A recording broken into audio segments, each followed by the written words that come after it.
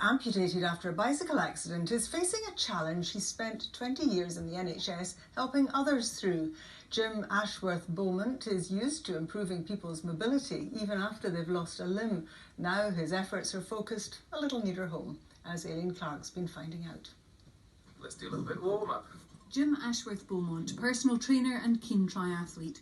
But while on a training run on his bike in London last summer, he was dragged under the wheels of an articulated lorry. His injuries so severe, managing to get out of his hospital bed several weeks later, never a given.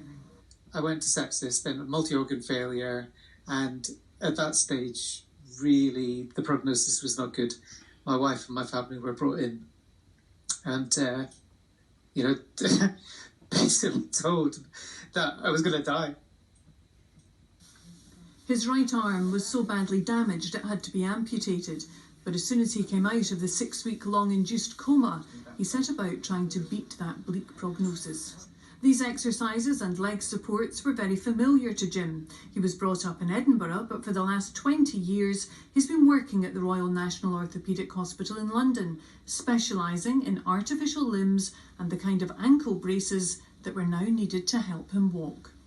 Now firmly back on his feet, Jim is raising money for a pioneering artificial arm suitable for such a high amputation. There's a new technique called e-opera, which is kind of quasi-experimental really, where they can kind of wire through that titanium post to the prosthesis and make it much more intuitive and get much better control than they could ever before. I'll run around the heath in Greenwich here, and I'll bump into people that have essentially contributed, or they've just seen my story and they'll just shout me down and say, "Oh, you're the guy with the arm," or "the guy with no arm." And, we'll have a chat, and it's like absolutely fantastic. Aileen Clark, reporting Scotland. Football and a remarkable